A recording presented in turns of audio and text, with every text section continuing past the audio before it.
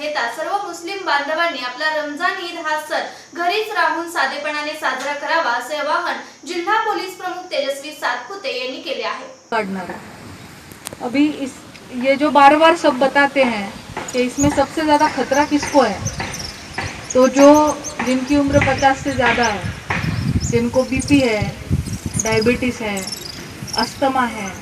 उन लोगों को कोविड से ज़्यादा नुकसान हो सकता है। बाकी लोग तो इन्फेक्ट हो भी गए तो ठीक भी हो जाएंगे, लेकिन ये जो लोग हैं या गर्भवती महिलाएं हैं, छोटे बच्चे हैं, पहले से बीमार है, जिनका जो रेस्पिरेशन सिस्टम है उसमें कुछ गड़बड़ है, ऐसे लोगों को हो गया तो शायद उनकी जान भी जाएगी इसमें। तो इसलिए हम ये रिस्क नहीं ले सकते। तो इसलिए आप सब भी समझ लेंगे, आप सब लोग समझदार हैं। यही बात हमको अपने सारे लोगों को बतानी है जाके कि ये क्यों नहीं हो सकता, क्योंकि ये एक ऑर्डर है जो पूरे महाराष्ट्र के लिए एक जैसा है, रादर पूरे भारत के लिए एक जैसा है, लेकिन महाराष्ट्र के लिए अलग से निकलता है, हर एक स्टेट के लिए अलग से निकलता है, फिर होके अपने डिस्ट्रिक्ट में आके फिर डिस्ट्रिक्ट के लिए वो अलग सा निकलता है, लेकिन ऑर्डर वो एक ही है। तो हम सब ने एक जैसा ही अगर कुछ करेंगे तो किसी को भी तकलीफ नहीं होगी। हम कुछ अलग करेंगे तो हमको पूछा भी जाएगा कि क्यों किया अलग। फारूक भाई ने बोला कि दुकान बंद ठेवायला पाहिजे होते, फिर इन्होंने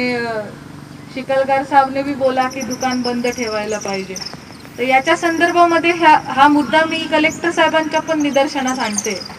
आणि इस्पेशली जिथे पॉप्युलेशन जास्त आहे, जिथे खरेदीसाठी जाण्याची जास्त शक्यता आहे, संभावना आहे, त्या ठिकाणी आपण लोकल सर्व लोकांची मागणी आहे, डिमांड आहे, म्हणून काही डिसिजन होऊ शकतो का? जसं की कराडची नगरपालिका डिसिजन आपण करू शकतो का? किंवा सातारामध्ये फक्त सिटी, बाकी ठिकाणी पॉप्युलेशन जास्त नहीं है, भीड़ हो नहीं सकती है, तो वहाँ पे वो चालू रह सकता है। लेकिन ये जो कि आपने स्पेसिफिकली इसके बारे में बोला है, मैं बात करके देखूंगी, और अगर वो हो सकता है, उतना डाइवर्जेंस अगर हम अपने ऑर्डर से कर सकते हैं तो हम ट्राई करेंगे, क्योंकि वो हमारी ऑर्डर नहीं निकलेगी, वो तो जैसे सेल्फ डिक्लेयर्ड होता है कि आम्ही स्वतःच्या प्रेरणेने करत आहे, तो वैसा कुछ आप सारे लोगों का डिमांड है तो कुछ हो सकता है क्या, वो देखेंगे। ऑर्डर तो हम नहीं निकाल सकते, ऑर्डर से कोई डायवर्जन नहीं हो सकता, पण लोकांची स्वतःची भूमिका आहे, लोकांच्या स्वतःच्या स्वयंप्रेरणेतून ते करू इच्छितात, ऐसा कुछ हो सकता है क्या, वो देख के हम कम्युनिकेट कराते हैं। दूसरा कोल्हापूर गांधीनगरचा एक एग्जाम्पल दिला, तर आपल्याकडे पण तसंच आहे। तर गाईडलाईन हेच आहे की ते तात्पुरतं बंद करावं, सगळ्यांना घरी पाठवावं आणि मग परत थोड्या वेळाने रीओपन करावं, क्योंकि अभी भीड़ है, भीड़ कम नहीं हो रही है। तो आप एक से बात करेंगे, वो उनके लिए भी ठीक नहीं है, जो पुलिस के लिए भी ठीक नहीं है, किसी के लिए भी ठीक नहीं है। तो ऐसे टाइम पे, ऐसे वक्त पे वो जल्दी से जल्दी भीड़ कम हो, इसके लिए फिर शटर डाउन करके लोगों को घर पे भेजना और फिर थोड़े देर के गैप के बाद फिर से शुरू करना, ऐसा किया जाता है। तो वैसा ही कुछ प्रकार शायद गांधीनगर का हुआ होगा। हमारे यहाँ पे भी अगर सोशल डिस्टेंसिंग का पालन नहीं होता है तो कुछ जगह पे ऐसा करना पड़ सकता है, लेकिन कोशिश यही होनी चाहिए हम सब लोगों की कि भीड़ ना हो। जैसे कि अभी का गाइडलाइन है कि एक दुकान में 5 लोगों से ज़्यादा लोग खड़े ना हो, और 2 लोगों में कम से कम 2 मीटर का डिस्टेंस होना चाहिए, 6 फीट अभी जितना आपके बीच में है उतना डिस्टेंस होना चाहिए। तो यही करने की कोशिश करनी चाहिए। तो ये देखेंगे, अगर क्लोज रख सकते हैं तो वैसा कर सकते हैं, अगर नहीं डाइवर्जन कर सकते, शुरू ही रखना पड़ेगा, तो भी हम लोगों को ये चीज़ समझा सकते हैं कि वो जब भी जाए तो वो देखे कि अगर 5 बंदे पहले ही खड़े हैं तो अपन ने थोड़ी देर बाद आना चाहिए, वहाँ भीड़ में खड़ा नहीं रहना चाहिए। जो चीज़ घर पे होम डिलीवरी मंगाना पॉसिबल है वो घर पे मंगाना ज़्यादा ठीक रहेगा। जैसे राशन मंगा सकते हैं, कपड़ा तो नहीं मंगा सकते, कपड़ा तो जाके हर कोई अपने चॉइस का ही लेगा, लेकिन ये देखना चाहिए कि जो मंगाने जैसी चीज़ है उसके लिए तो कम से कम कोई भीड़ में ना जाए और 5 लोग पहले से खड़े हैं। तो अभी ये नमाज का जो बहुत सारा कन्फ्यूजन आप सब ने बताया, तो मैंने उस टाइम पे अपने सारे ऑफिसर्स का ग्रुप कॉल भी लिया था, उनको क्लैरिफाई भी किया था, लेकिन बेसिकली हमारा जो कलेक्टर ऑफिस की मीटिंग में डिसाइड हुआ वो आप में से ही कुछ लोग भूल गए। अपना डिसाइड ये हुआ था कि सुबह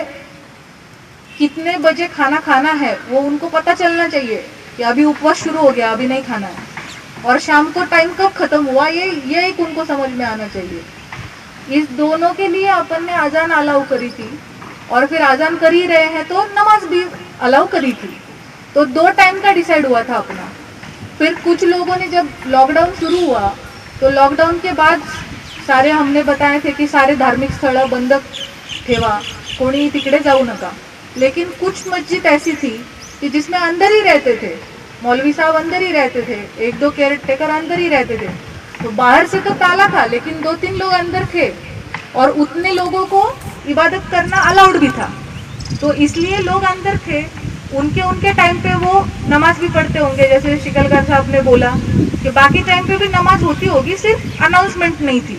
लाउड स्पीकर का वापर नहीं था। जैसे ही रमजान शुरू हुआ तो 2 टाइम का अनाउंसमेंट अजान और नमाज का अलाउड किया था, लेकिन कुछ जगह पे जहाँ पे मस्जिद पहले बंद ही रखी थी, जिसके अंदर कोई नहीं रहता था, तो अपना डिसाइड ये हुआ था कि जो चालू है वो चालू रखो, जो बंद है वो बंद रखो। लेकिन जैसे ही रमजान तर तुम्हाला इन ॲडव्हान्स मी सर्वांना ईदच्या मनापासून शुभेच्छा देते। आपण 1 बाय 1 पॉईंट डिस्कस करू। आता आमिर साहेबांनी सांगितलं की 10-12 लोकांना कोणीतरी एक जाणकार व्यक्तीने नमाजच्या वेळेला हेल्प करून नमाज कशी पढायची वगैरे ते सांगू शकतात, पण या बाबतीमध्ये ईदच्या बाबतीमधला डिसिजन जो आहे तो पूर्ण आपला महाराष्ट्रासाठी एक आहे। एकट्या साताऱ्याने जर वेगळा डिसिजन घेतला तर उद्या आपल्याला बाकीचे जिल्हे विचारतील तुम्ही कशाला सांगितलं, त्यापेक्षा वेगळं केलं, आपण केलं आणि बाकीच्यांना आता कबूल आहे, जे सांगितलंय ते मान्य आहे, पण आपण काहीतरी वेगळं केलं तर तिथले लोक म्हणणार बघा साताऱ्याने केलं, तुम्ही आम्हाला करू दिलं नाही, आणि त्याच्यामुळे प्रॉब्लेम क्रिएट होऊ शकतो। त्याच्यामुळे कोणती पण जी डिसिजन आहे किंवा जे पण कारवाई करण्यात और किसी ये या 2 बस्ती का प्रॉब्लम नहीं है। कई जगह पे यही हो रहा है कि बिल्कुल बाद जगह पे ये कहा जा रहा है कि बिल्कुल आज़ान ही देने की नहीं, बाद जगह वो नहीं 2 वेळेची द्यायची, बाद उनके तुम्ही आधीपासून आमचं ही परमिशन सकाळचे जे सुप्रीम कोर्टाच्या आदेशाप्रमाणे सकाळचे आदान जरी बंद ठेवली, आपण 4 वेळेचे आदान नेहमीप्रमाणे जे चालू होते तशाच पद्धतीने चालू ठेवायला पाहिजे अशी आमची विनंती आहे। काय झालं की काही ठिकाणी म्हणजे ह्या विषयी म्हणजे आता आहे तुम्ही आम्हाला मार्ग काढता म्हणून आम्ही तुमच्यासमोर वेदना आमच्या मांडतो की सगळीकडे जसे आदान चालू होत होते त्यानंतर आदान चालू करावे एवढी सगळ्या समाजाची कळकळीची विनंती। मीटिंगमध्ये जसं सोशल मीडियाच्या बाबतीत एक चर्चा झाली होती की धार्मिक द्वेष पसरवणारे ज्या व्यक्ती आहेत त्यांची काही पोस्ट तर त्या बाबतीत तक्रार झाल्या, आपल्या कारवाईनुसार फार ओके झालं, नंतर त्या पोस्ट काय आल्या नाही, पण एक प्रसारमाध्यम सोशल मीडियासारखं प्रिंट मीडिया पण मध्ये पण काही अडचणी आम्हाला निर्माण झाल्या, जसं की जिल्हा माहिती कार्यालयामधून ज्या कोविड-19च्या पेशंटच्या बाबतीत जे खुलासे होतात तर त्या व्यतिरिक्त ॲडिशनल त्यांनी मनमर्जीप्रमाणे 1-2-3 मुख्य वृत्तवाहिन्यांनी तबलिगी जमात म्हणजे आता उघडवाडीचा एक पेशंट ज्यावेळी आला तर जिल्हा माहिती कार्यालयामधून फक्त एवढंच होतं की ते परराज्यातून आलेला आहे, पण पेपरमध्ये आलेलं होतं की तबलिगी जमातशी तो संबंधित होता,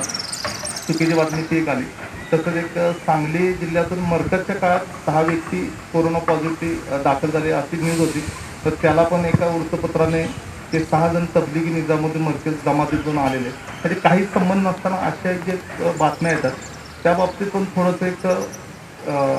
अंकुश लावण्याबाबतीत एक कारवाई व्हावी, आणि इतर हे ठीक आहे 2 दिवसाचा प्रोग्राम आहे निघून जाईल, पण त्यानंतर कोरोनाची लढाई आपली फार वेळ चालत राहणार आणि अशा घटना घडू नये म्हणून त्याच्यावर पण काहीतरी उपाययोजना असावी। आजांच्या बाबतीत झालं किंवा जे गाईडलाईन ते खाली तळागार पण पोहोचत नाही आहे, तो मेसेज ग्रामीण भागात तिथं फेस करावं लागतं आम्हाला, ते जे काही दिशानिर्देश आपले जे ठरतील ते तळागार पण पोहोचावे।